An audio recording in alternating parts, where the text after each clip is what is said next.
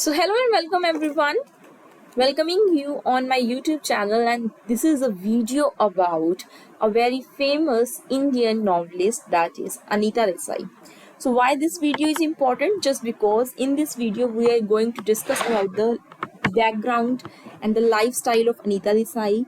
थोड़ी सी बात करेंगे अनीता देसाई के प्रोफेशन के बारे में, why she is really famous and why she is essential for EMRS exam और for any TGT PGT level exam. तो क्यों इम्पोर्टेंट हैं और क्या क्या अचीवमेंट रही हैं इनकी, बहुत सारी चीज़ें हैं इस वीडियो में आप लोगों के साथ मैं डिस्कस करने वाली हूँ।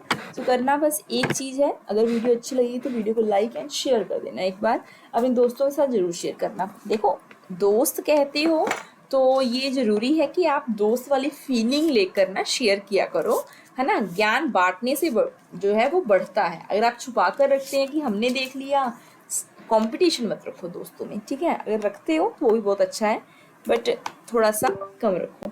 चलिए, तो बात करेंगे किरण देसाई के बारे में कि अनीता देसाई के बारे में। तो बात करेंगे हम लोग अनीता देसाई के बारे में। तो गाइज, अनीता देसाई बहुत इंपॉर्टेंट है आप लोगों के लिए, इनको रीड करना।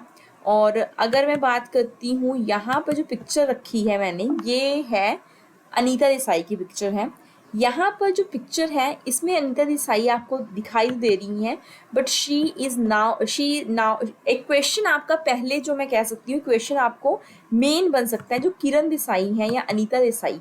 तो मैं किरण देसाई को बार बार क्यों कह रही हूँ, क्योंकि एक क्वेश्चन आपको किस पर आएगा, आपको गाइस एक क्वेश्चन याद रखिएगा, यस, एक क्वेश्चन आप लोगों को आएगा किरण देसाई पर। तो किरण देसाई क्यों है, मैम बार बार किरण देसाई का क्यों जिक्र कर रहे हैं, या दूसरा जो क्वेश्चन है वो तो हमारा अनीता देसाई पर जो आएगा अनीता देसाई के कॉन्टेक्स्ट में आपसे they will ask you about Kiran Desai. तो किरण देसाई कौन थी, किरण देसाई जो है अनीता देसाई की जो है डॉटर है।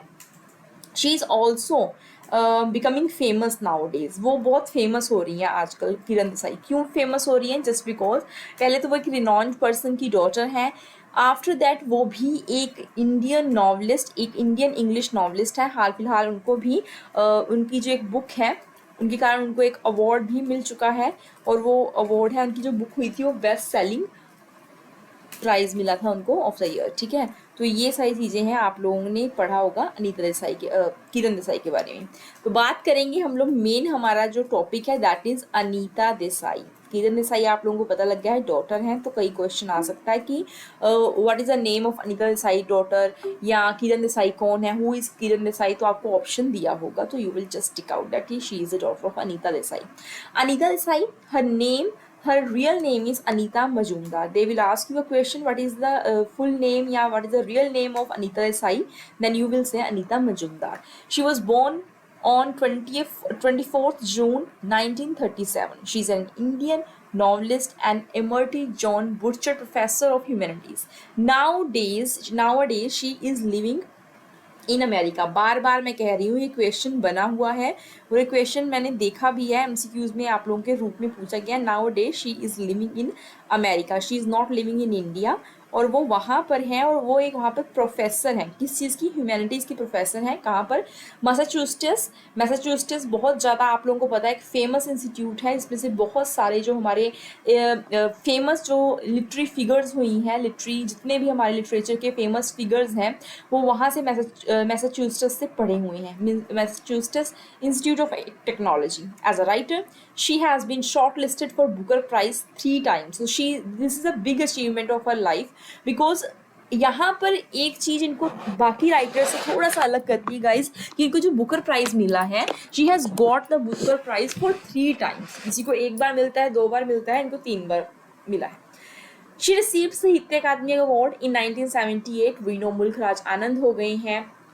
हम लोग बात करते हैं अरुंधति रॉय की, और जो राजा राव है, RK नारायण है, उनको भी साहित्य अकादमी अवार्ड मिला है। तो सेम एज इट इज़ इनको भी मिला है। आप लोग याद रखिएगा, इनको जो अवार्ड मिला है वो 1978 में मिला है। दिस इज़ द मैं ये कह सकती हूँ पर्टिकुलर है बाकी राइटर्स का, इनके मतलब हम लोग हर राइटर की बात करेंगे, हम लोग हर राइटर की बात करते हैं, तो हम लोग बात करते हैं उनके अवार्ड्स के बारे में। देखिए, साहित्य अकादमी अवार्ड हर राइटर को मिलेगा, जो भी आपके लिटरेचर में फेमस, आपका सिलेबस में जो भी हम राइटर पढ़ रहे हैं उन सभी को मिला है।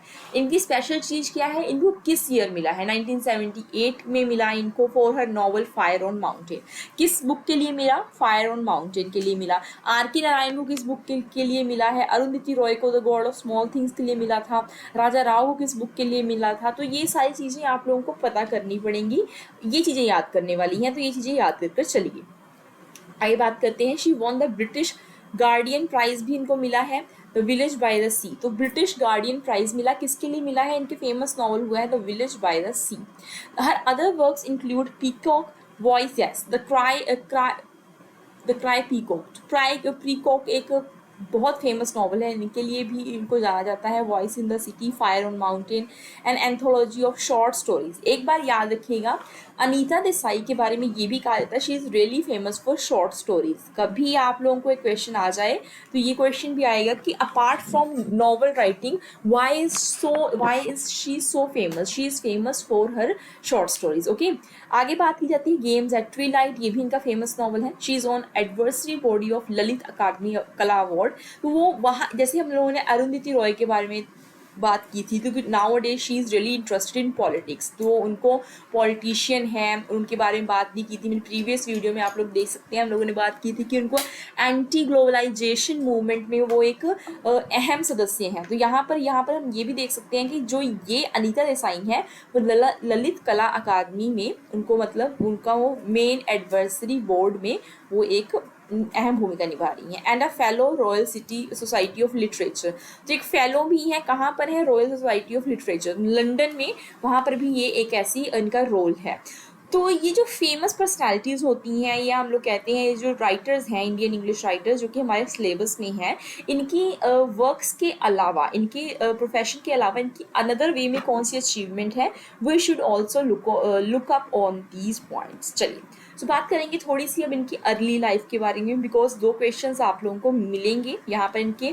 एक आप लोगों की टर्म होती है इंग्लिश की आल्मा मीटर, ये बहुत इंपॉर्टेंट है। ये तब मैंने टर्म आपके डिस्कस की थी आल्मा मीटर के बारे में, जब मैंने आपको पढ़ाना शुरू किया था R.K. नारायण के बारे में। तो R.K. नारायण की भी आल्मा मीटर कैसे कहते हैं कि इनकी जो ग्रेजुएशन हो या फिर किसी राइटर की क्वालिफिकेशन हो, उसके लिए हमारे पास एक टर्म होती है, दैट इज़ आल्मा मीटर। एंड अगर हम लोग बात करते हैं किसी भी राइटर की, फेमस पर्सनैलिटी की शादी के बारे में, ठीक है ना, कि वो किसके साथ उनकी शादी हुई है, तो उसके लिए एक और वर्ड आता है, दैट इज स्पोज। मैं इस चीज़ के लिए आपको एक शॉर्ट भी दे सकती हूँ, प्रोवाइड कर सकती हूँ। ये सारी टर्म्स आप लोग यूज़ कीजिएगा, जस्ट बिकॉज ये थोड़ी सी टर्म्स आपको बाकियों से थोड़ा अलग बनाएगी, ठीक है। चलिए,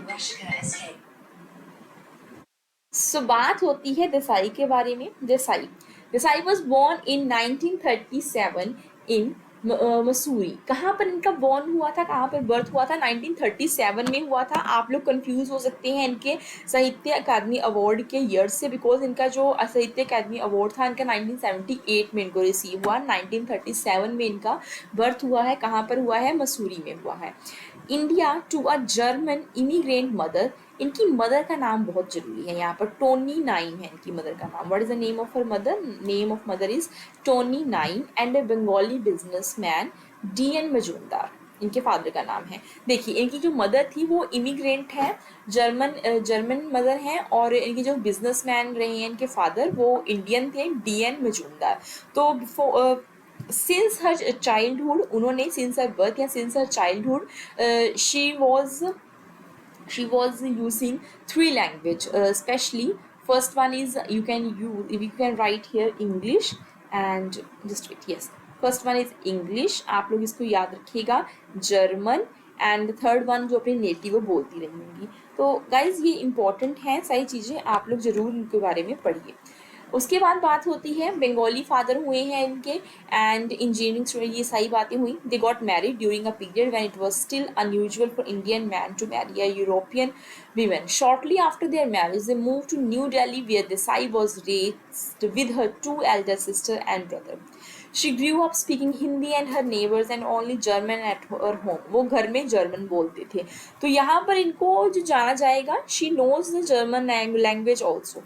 She also spoke Bengali, Urdu, English out of her house. She first learned to read and write English at school. As a result, English became her literary language. She began to write in English at the age of 7, published her first story at the age of 9. So this is a special thing कि उन्हें start कब की थी? When she started to write. So she started to write the story at the age of 9, and उनको जो जाना जाता है, उनको एक स्टोरी राइटर के रूप में भी उन्हें जाना जाएगा. She was a student at Queen Mary's Higher Secondary School in Delhi and received her BA in English Literature in 1957. तो यही बात होती है इनकी alma mater के बारे में. We were talking about the term alma mater. 1957 में she has completed her graduation in literature from Miranda House of University of Delhi. The following year she married Ashwin Desai.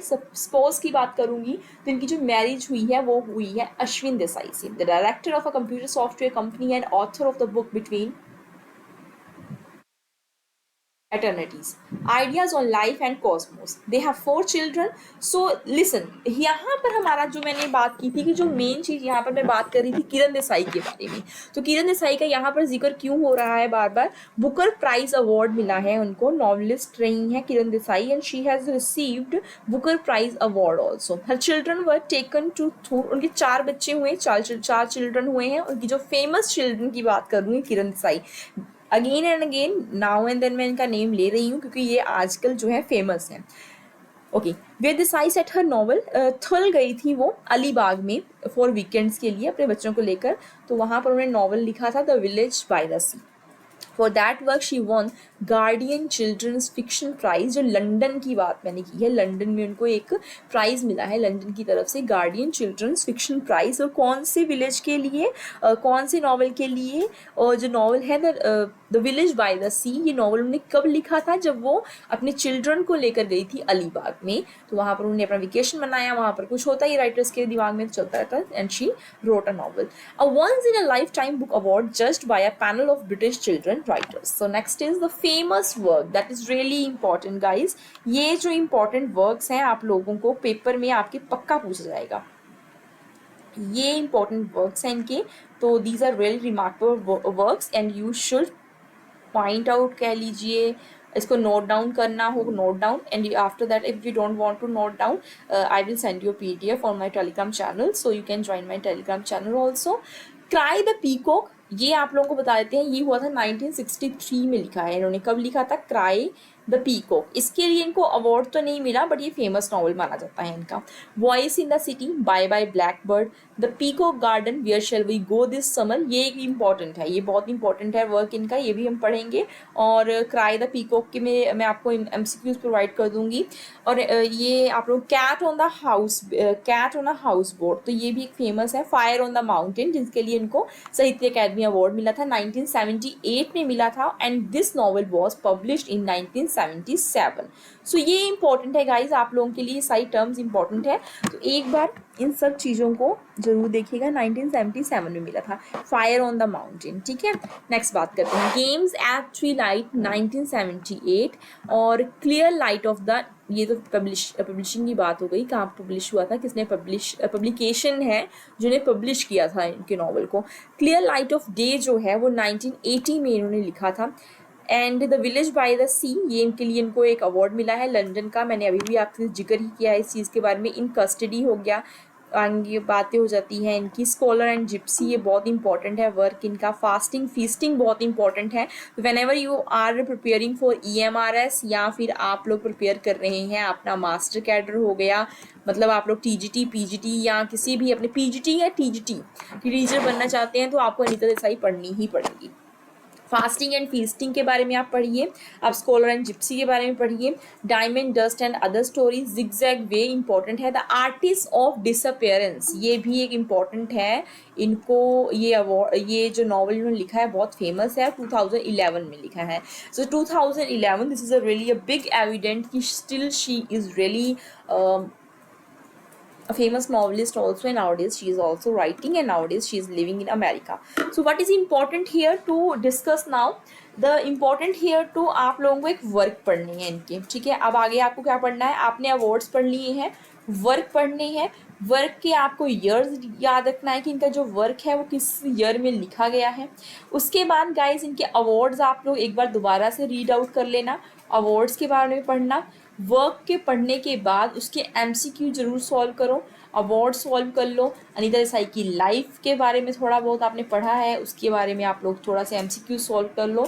And awards आप लोगों ने देखे हैं, achievements देखी हैं। सो इन दिस वे आप लोगों को मैंने बता दिया कि इस वीडियो में हम लोगों ने बात की है अनीता देसाई के बारे में। In the next video I will make a video on the that is a specially based MCQ for Anita Desai and her life and her work.